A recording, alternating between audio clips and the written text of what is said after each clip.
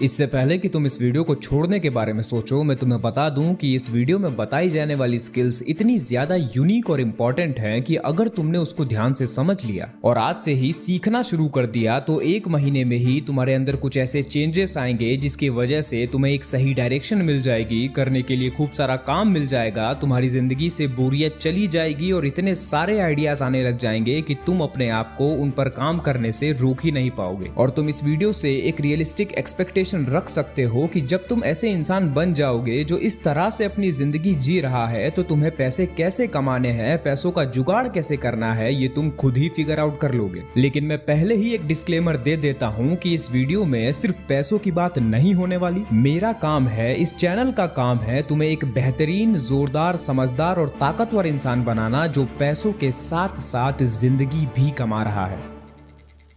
The skill to express your pain through creativity. एक ऐसी skill जिसमें तुम जब लो फील करते हो, अकेला फील करते हो या फिर किसी भी बात का स्ट्रेस है तुम्हें, कोई टेंशन है तुम्हें, तो तुम उस दर्द को दबाने के लिए नशा नहीं करते, सिगरेट नहीं पीते, जंक नहीं खाते, पॉर्न नहीं देखते। तुम उस दर्द का इस्तेमाल करके कुछ बनाते हो, कुछ क्रिएट करते हो। और मेरा यकीन करो, अगर तुम ऐसा करने में सक्सेसफुल हो गए तो तुम्हें जो आनंद मिलेगा वो नशे से बहुत ज्यादा होगा, बहुत ऊपर का होगा, क्योंकि तुमने अपने दर्द को आकार दे दिया। और वो जो आकार होगा उसे जब तुम देखोगे तो तुम रियलाइज करोगे कि मेरे अंदर ये भी छुपा हुआ था, मुझे खुद यकीन नहीं हो रहा कि ये सच में मैंने बनाया है। इस दुनिया की हर एक सुंदर चीज के पीछे जिसे किसी इंसान ने बनाया है कोई ना कोई दर्द छुपा हुआ है। और वही दर्द जो तुमसे इतना कुछ करवा डालता है, अगर उसी दर्द को तुम नशे से दबा देते हो तो थोड़ी देर के सुकून के बाद वो दर्द और भी ज्यादा बढ़ जाता है। लेकिन अगर उसी दर्द को तुमने आकार दे दिया तो वही दर्द सार्थक हो जाता है, तुम्हारा मन शांत हो जाता है और जो बाहर निकलता है उसे हम कहते हैं कि भाई तूने ये जो बनाया है ना, ये आर्ट है और इसे हर कोई नहीं बना सकता। मैंने एक बार ओशो से सुना था, उन्होंने कहा था कि तुम्हें कुछ क्रिएट करने के लिए बहुत ही रेबिलियस होना पड़ता है, बहुत ही आउटरेजियस होना पड़ता है। एक नॉर्मल इंसान कुछ क्रिएट नहीं कर सकता, बस मजदूरी कर सकता है। और फिर जब उसे दुख होता है उसी जिंदगी से जिसमें वो मजदूरी कर रहा है तो फिर वो बस नशा कर सकता है। अपने दुख को क्रिएटिविटी से एक्सप्रेस करने के लिए तुम्हें बहुत ही ज्यादा ताकतवर होना पड़ता है। और मुझे ये नहीं पता कि तुम्हारी जिंदगी में वो दिन कब आएगा या फिर आएगा भी या नहीं जिस दिन तुम इतने ताकतवर बनोगे। और इसीलिए मैं चाहता हूं कि तुम इसको एक स्किल की तरह सीख लो और अपने आप से वादा करो कि मैं कुछ बनाऊंगा, अपने दर्द को आकार दूंगा। मैं एग्जाम्पल के जरिए तुम्हें बता देता हूं कि मैं क्या करता हूं। नंबर 1, मैं अपने दर्द को, अपनी फीलिंग को शायरी बना देता हूं और इसी वजह से मैं अभी तक 50 से ज्यादा शायरी बना चुका हूं। और आप में से कुछ व्यूअर्स को शायद याद भी होगा कि मैं अपनी पुरानी वीडियोस में वीडियो के एंड में मेरी बनाई हुई मोटिवेशनल शायरी डाला करता था।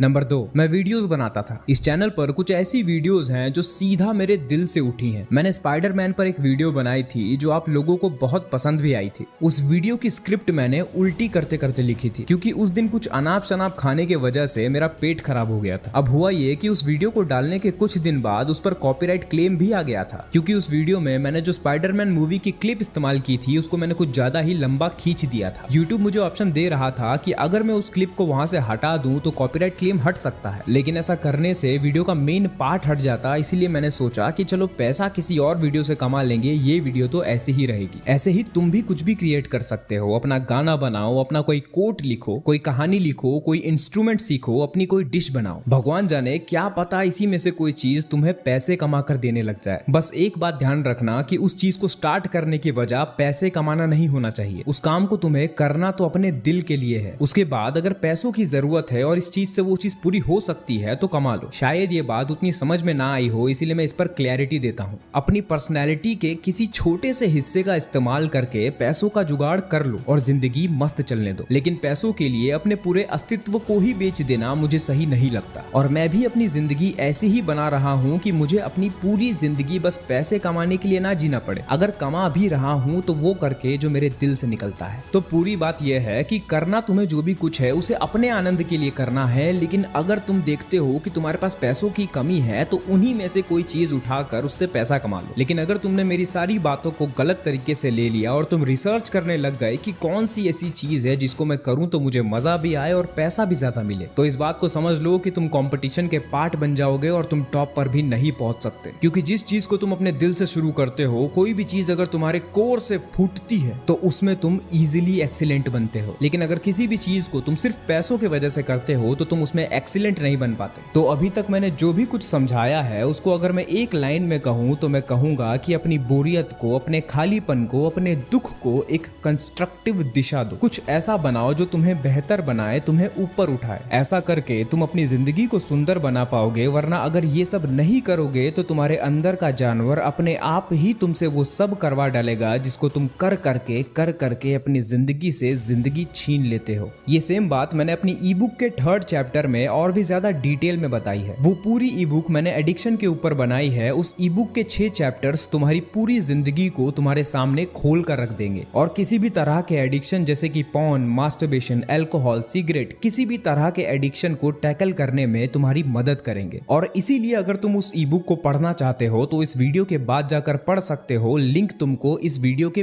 पिंड कमेंट्स में मिल जाएगा। अगर आप भी जिम जाते हो तो आपको भी ये बात पता होगी कि सैटरडे के दिन ज्यादातर जिम खाली होते हैं क्योंकि उस दिन लोगों को लेग स्ट्रेन करना होता है। तो उस दिन एक लड़का मेरे साथ हैमस्ट्रिंग की एक्सरसाइज कर रहा था, हैमस्ट्रिंग कर्ल वाली मशीन पर। अब हुआ ये कि 1-2 रेपिटेशंस करने के बाद उसके पैर में क्रैम्प आ गया। तो मैंने उससे पूछा कि भाई तू पानी नहीं पी रहा है क्या ठीक से? तो वो बोलता है नहीं। फिर मैंने उसको बताया कि वर्कआउट के बीच में पानी पिया कर और अगर ज्यादा पसीना आता है तो वर्कआउट से पहले थोड़ा सा नमक खा के आया कर। तो पास में ही एक लड़का बैठा हुआ था, उसने बोला कि नमक नहीं खाना चाहिए। उसने धीरे से बोला था लेकिन मैंने वो सुन लिया। तो मैंने उससे पूछ लिया कि भाई तू किस बेसिस पर ये बात बोल रहा है? तो वो कहता है कि मैंने ये सुना है। तो तुरंत मैं समझ गया कि ये रील्स से ज्ञान आ रहा है जो कि किसी बाबा ने दिया है। इस सिचुएशन के बाद मैंने ये सोचा कि आज एक मिला है, ऐसे ना जाने कितने होंगे जिनका ज्ञान का स्रोत रील्स होगा। चलो आप रील्स देख रहे हो, उस पर ये चीजें आ भी रही हैं, लेकिन ना जाने कितने ऐसे होंगे जो उस ज्ञान को सच भी मानकर बैठ जाते होंगे। मुझे ऐसा लगता है कि जेनजी में तो ये सब चीजें कम ही होती होंगी, लेकिन मैंने अपने मम्मी पापा में ये चीज बहुत ज्यादा देखी है। उनको फेसबुक पर जो भी कुछ दिखता है उसे वो सच मान लेते हैं। मेरी मम्मी को तो लोगों के मरने की ही खबर आती रहती है। एक बार अमिताभ बच्चन के मरने की खबर आई थी और एक बार खान सर की, और उन्होंने उसको सच भी मान लिया था। अब ये तो कुछ ऐसी बातें हैं जिनको हम इग्नोर कर देते हैं, इन पर ध्यान नहीं देते क्योंकि हमको मालूम है कि ये झूठ है। लेकिन ऐसे कुछ झूठ भी सर्कुलेट होते हैं जिनको इतने डिटेल में और इतने अच्छे से समझाया जाता है कि ऐसा लगता है कि जैसे वो सच है। इसीलिए मैं चाहता हूं कि जो भी व्यक्ति इस वीडियो को देख रहा है वो 2 काम करे। उसे अपनी आंखों और कानों पर एक फिल्टर लगाना होगा जो फालतू का ज्ञान फिल्टर कर दे। लेकिन उस फिल्टर को हासिल करने के लिए तुम्हें एक दूसरा काम करना होगा। तुमको उस फिल्टर के काबिल बनना होगा और इसीलिए तुम्हें अपने अंदर डेवलप करनी होगी क्रिटिकल थिंकिंग। तुम्हें अपने अंदर क्रिटिकल थिंकिंग डेवलप करनी होगी, इंडिपेंडेंट थिंकिंग की स्किल को डेवलप करना होगा। तुम्हें एक ऐसा इंसान बनना होगा जो बिना कोई इंपल्सिव डिसीजन लिए अपनी पूरी सोच विचार का इस्तेमाल करता है और बात को हर एक एंगल से समझता है। तुम्हें सोचने का वो तरीका डेवलप करना होगा जो कि लॉजिकल है, अनबायस्ड है और एविडेंस पर बेस्ड होता है। इस स्किल का इस्तेमाल हम तब करते हैं जब किसी इंफॉर्मेशन, आइडिया या सिचुएशन को समझना, एनालाइज करना और उसके बेसिस पर एक एक्यूरेट और समझदारी भरा डिसीजन लेना होता है। हो सकता है कि तुम बोलो कि भाई ये तो हमको पहले से ही पता है। चलो पता होगा, लेकिन बताओ कि इसका इस्तेमाल कितना करते हो। मैं अभी प्रूव कर दूंगा कि तुम इसके बारे में जानते तो हो लेकिन इस स्किल को तुमने सीखा नहीं है। अभी अगर मैं बोल दूं कि भूत प्रेत आत्मा नाम की कोई चीज इस दुनिया में एग्जिस्ट नहीं करती तो 20 लोग कमेंट में आकर प्रूफ करने लग जाएंगे कि मैं गलत बोल रहा हूं, और फिर मेरे बस 1-2 सवाल पूछने पर ही चुप हो जाएंगे और वो सोचते हैं कि वो क्रिटिकल थिंकिंग का इस्तेमाल करते हैं। मैं चाहता हूं कि तुम आज से ही इस स्किल को प्रैक्टिस करना शुरू कर दो। अपनी जिंदगी के एक-एक पहलू, एक-एक डिसीजन पर सवाल उठाना शुरू कर दो। मैं समझता हूं कि आज तक तुम ऐसे इंसान रहे हो जो फ्लो के साथ बहता चला जा रहा था और सोच रहा था कि वो जिंदा है। जरा एक बार अपने आप को रोक कर देखो, बहुत ज्यादा दर्द होगा और अगर बहाव के अपोजिट दिशा में तैरने लग गए तो फिर ऐसा लगेगा जैसे मौत ही आ गई। अगर रुककर सवाल पूछ पा रहे हो और अपोजिट दिशा में तैर पाने का डिसीजन ले पा रहे हो तभी अपने आप को जिंदा मानना, वरना तुम में और नदी में तैरती हुई एक लकड़ी में कोई फर्क नहीं है। अपनी जिंदगी के हर एक पहलू से सवाल पूछना इसीलिए इतना ज्यादा जरूरी है क्योंकि अगर बिना जाने जाने बह रहे हो तो तुम्हें नहीं पता कि तुम कहाँ बह जाओगे, लेकिन रुक कर सवाल पूछकर सब कुछ जान जाओगे तो फिर तुम्हें पता रहेगा कि कौन सा रास्ता तुम्हारे लिए सही है और कौन सा रास्ता तुम्हारे लिए गलत। तुम अपने लिए सही डिसीजन ले पाओगे। इसीलिए आज से ही इस स्किल को प्रैक्टिस करना शुरू कर दो। क्रिटिकल थिंकिंग के 5 मेन स्टेप्स होते हैं। पहला है क्वेश्चन करना। हर चीज को ब्लाइंडली एक्सेप्ट मत करो, क्वेश्चन करो। दूसरा है एनालाइज करना। इंफॉर्मेशन को एज इट इज दिमाग में भर मत लो कचरे की तरह, इंफॉर्मेशन के पीछे का लॉजिक समझो। तीसरा है इंटरप्रेट करना। बात को अलग अलग एंगल से समझो। उस इंफॉर्मेशन को समझने में जो चीज लोगों ने मिस कर दी वो तुम मिस मत करो, उस बात को अपने तरीके से समझो। चौथा है इवेल्युएट करना, मतलब कि क्या इंफॉर्मेशन वैलिड है या फिर बायस्ड है। और पांचवा है कंक्लूजन निकालना, मतलब कि अपना डिसीजन लॉजिकली लेना। इतना ध्यान रख लेना कि ये शुरू में मुश्किल जरूर लगेगा, लेकिन यही 5 स्टेप्स कुछ टाइम के बाद तुम्हारे कानों और आंखों के फिल्टर बन जाएंगे। जब तुम इसकी प्रैक्टिस कर लोगे और इस स्किल को सीख जाओगे तो फिर ज्यादातर इंफॉर्मेशन को सुनते ही तुम सारा खेल समझ जाओगे। तुम फेक इंफॉर्मेशन और फेक लोगों से बचोगे, बेहतर डिसीजन मेकिंग कर पाओगे, तुम्हारी इंडिपेंडेंट सोच डेवलप होगी, तुम प्रॉब्लम सॉल्विंग में एक्सपर्ट बन जाओगे और आखिरी में तुम गोल्स और प्लानिंग बहुत अच्छी बना पाओगे।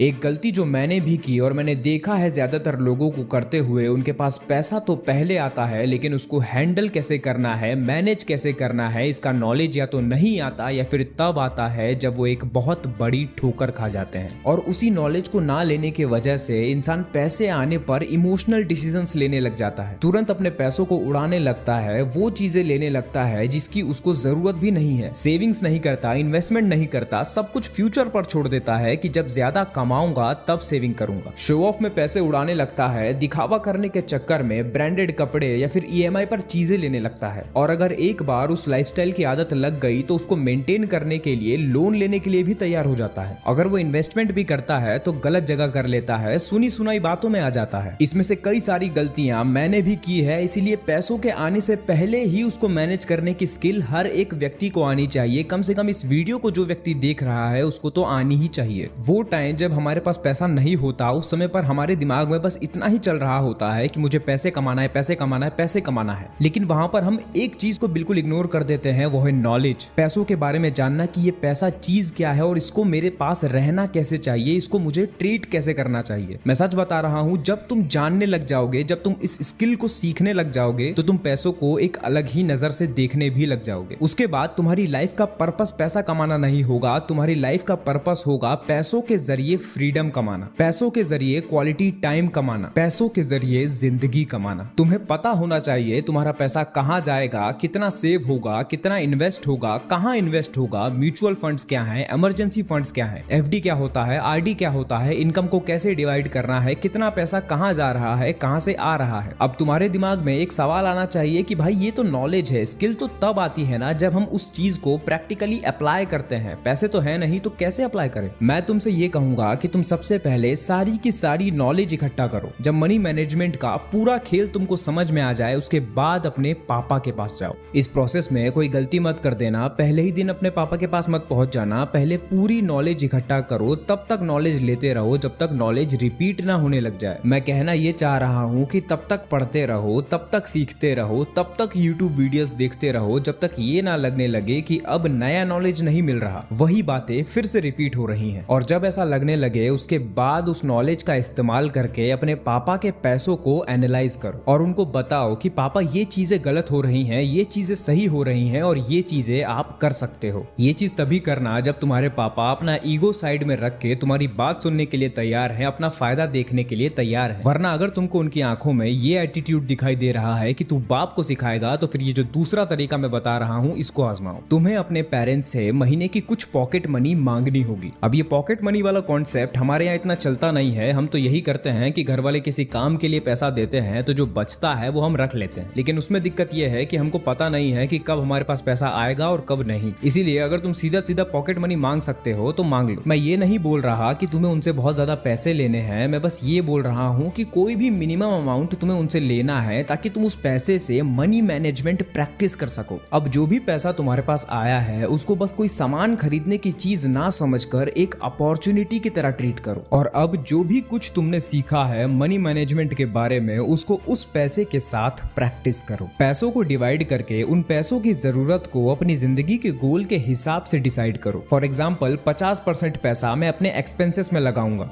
10% पैसा मैं म्यूचुअल फंड में इन्वेस्ट करूंगा, 20% पैसा मैं अपनी ग्रोथ में लगाऊंगा और 20% पैसों को मैं किसी फ्यूचर परचेस के लिए सेव करूंगा। अगर तुमने ये डिसिप्लिन, ये स्किल सीख ली तो ये सुनने में बहुत छोटी चीज लग रही होगी, लेकिन मेरा दिल ही जानता है कि कैसा लगता है जब तुम अपनी मेहनत से कमाए हुए पैसों को खुद ही आग लगा देते हो। सोचो जरा कि मैं खुद इतना बड़ा ज्ञानी बाबा बनता हूँ और मैं खुद अपने पैसों में आग लगा सकता हूँ, तो फिर तो कोई भी लगा सकता है। और इसीलिए मैं चाहता हूँ कि तुम इस नॉलेज को ऑब्जॉर्व करो और इस स्किल को सीखो, क्योंकि ये नॉलेज फ्यूचर में तुम्हारे लाखों बचाएगा और तुम्हें करोड़ों कमा कर भी दे सकता है।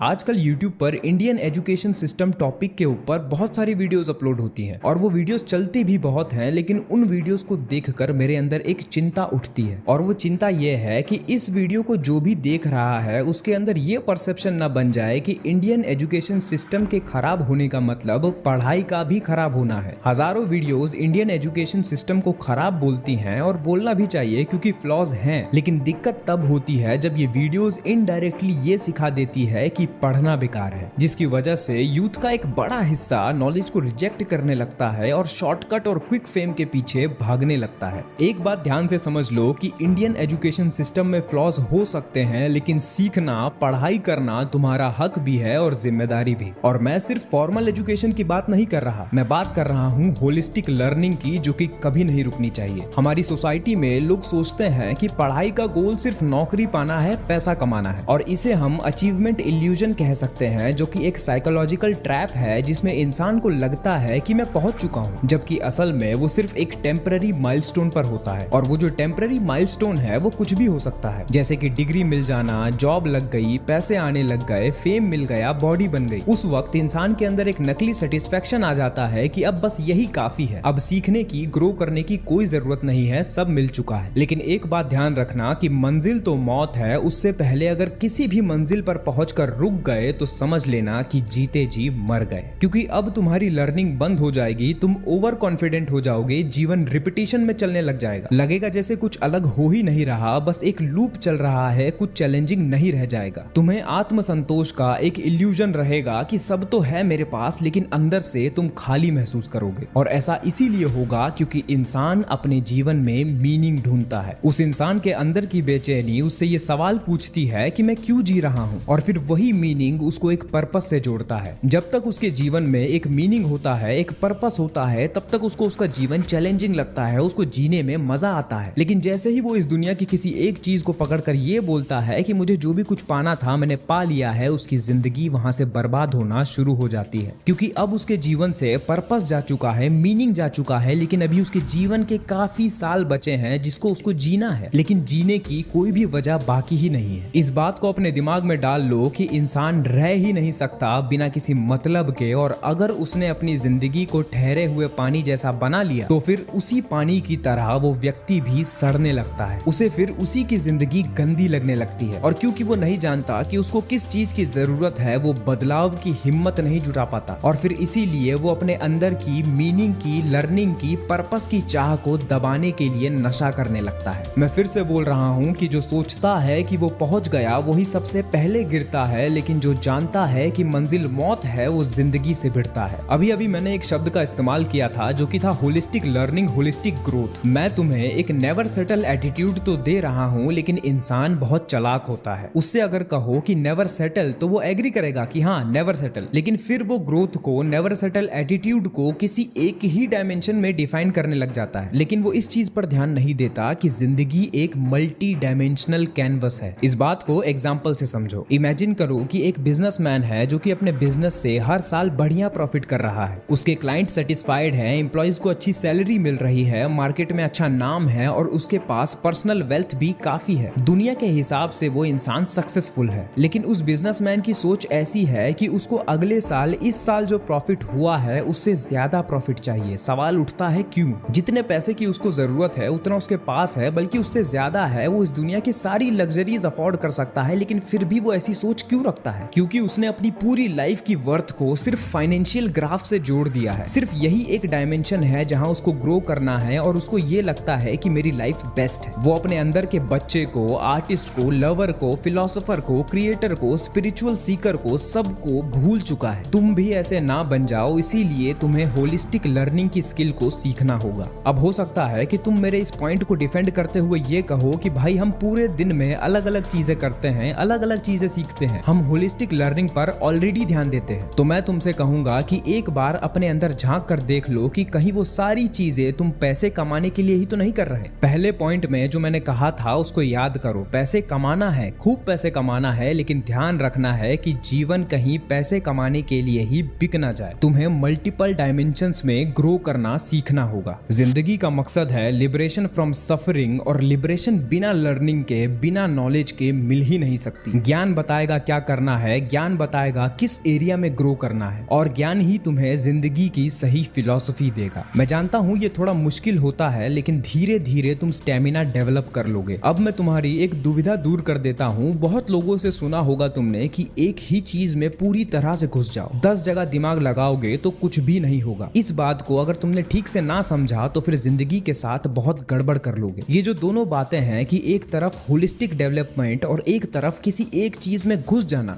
ये दोनों बातें कॉन्ट्राडिक्टरी नहीं है, बल्कि साथ साथ चलती हैं। अब मैं जो बोल रहा हूँ उसको ध्यान से समझो। अगर हम पूरी लाइफ की बात करें तो उसके लिए तुम्हारे पास एक मैक्रो विजन होना चाहिए, जिसको हम होलिस्टिक डेवलपमेंट कह रहे हैं। मैं सिर्फ पैसा नहीं कमाऊंगा, मैं बॉडी भी फिट रखूंगा, इमोशनल इंटेलिजेंस भी सीखूंगा, मैं अपने दिमाग को भी इवॉल्व करूंगा और एक मीनिंगफुल लाइफ भी जीऊंगा। ये होती है होलिस्टिक सोच। तुम एक बैलेंस्ड और कंप्लीट इंसान बनना चाहते हो, not just a machine that prints money and lifts weight. लेकिन साथ ही साथ हर दिन का काम एक माइक्रो फोकस मांगता है। जब तुम वर्कआउट कर रहे हो तब तुम्हारे दिमाग में क्लाइंट मीटिंग नहीं चलनी चाहिए। जब तुम काम कर रहे हो तो उस वक्त प्रोटीन कितना हो गया आज का, ये कैलकुलेट नहीं कर रहे। एक टाइम पर तो एक ही चीज में घुसना चाहिए, लेकिन जिंदगी में सिर्फ एक ही चीज नहीं होना चाहिए। ये होता है एक चीज पर ध्यान लगाना होलिस्टिक सोच के साथ। अपनी जिंदगी को एक गार्डन की तरह समझो। उसमें तुम्हें पैसों का भी पेड़ लगाना है, हेल्थ का भी पेड़ लगाना है, रिलेशनशिप का भी, इनर पीस का भी, लर्निंग का भी। हर पेड़ तुमसे तुम्हारे टाइम नाम का पानी मांगता है, लेकिन तुम एक वक्त में एक ही पेड़ को पानी दोगे तभी सारा गार्डन हरा रहेगा। जो लोग कहते हैं कि बस एक ही काम करो, पूरा दिन सिर्फ वही सोचो, वो अपनी पूरी लाइफ बस एक ही सक्सेस पॉइंट पर लगाना चाहते हैं और बाकी जिंदगी के रंग छोड़ देते हैं। ऐसे लोगों की सोच कन्वीनियंट होती है, करेजियस नहीं। तुम्हारी सोच में ब्रेवरी है। तुम लाइफ के हर डायमेंशन को कमाना चाहते हो। ये कोई डिस्ट्रैक्शन नहीं है, ये जिंदा होने का असली तरीका है। तुम्हें एक वक्त पर एक ही तीर चलाना है, लेकिन जिंदगी की हर एक दिशा में लक्ष्य रखना है। यही है वो फिलॉसफी जिसको तुम्हें 1 महीने तक जीना है, और यही है वो 4 स्किल्स जिसको तुम्हें 1 महीने तक प्रैक्टिस करना है। और अगर तुमने ऐसा कर लिया तो तुम बदल जाओगे। इसीलिए मैं चाहता हूँ कि तुम इस वीडियो को अपने किसी एक दोस्त के साथ शेयर करो, जो इस वीडियो को जरूर देखेगा, और उस ई बुक का लिंक तुम्हें पिंड कमेंट्स में मिल जाएगा।